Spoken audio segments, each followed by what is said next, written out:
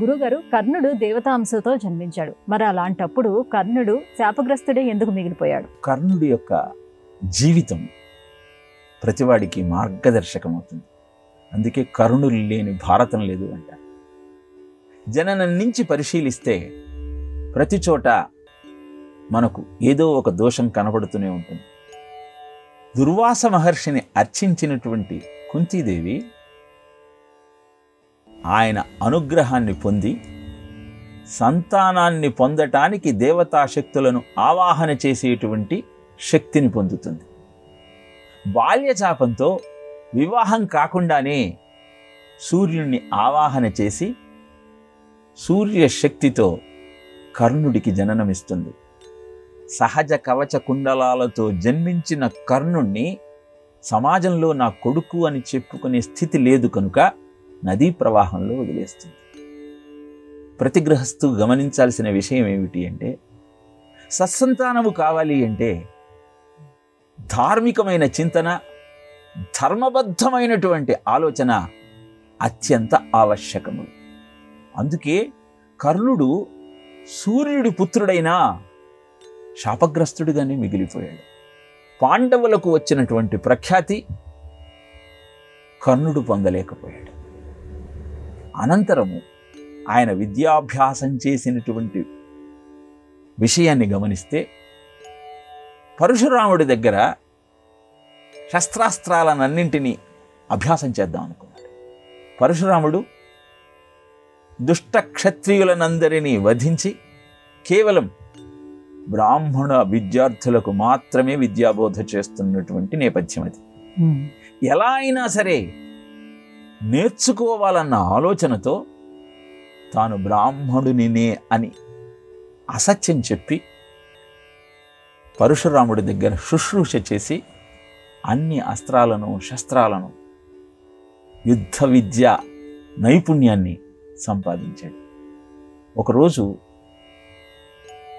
పరశురాముడు కర్ణుడి జఘన ప్రాంతం మీద తలపెట్టి నిద్రిస్తున్న సమయంలో కర్ణుడు బ్రాహ్మడు కాదన్న విషయాన్ని పరశురాముడికి తెలియజేయాలన్న సంకల్పంతో ఇంద్రుడు కర్ణుడి తొడను తొలవటం ప్రారంభించాడు. రక్తం ధారాపాతంగా ప్రవహించటం మొదలైంది. ఆ రక్తపు ఆర్ద్రతకి, చల్లదనానికి పరశురాముడికి మెలకువ వచ్చింది. ఆ దృశ్యాన్ని చూచి, ఇంత క్షమాభావము, సహనము క్షత్రియుడికి మాత్రమే ఉంటుంది, నిజం చెప్పు నువ్వెవరివి అని ప్రశ్నిస్తే తన యొక్క జన్మ రహస్యాన్ని వివరించాడు. అలా గురువుకు ద్రోహం చేసిన కారణాన పరశురాముడు శపించాడు.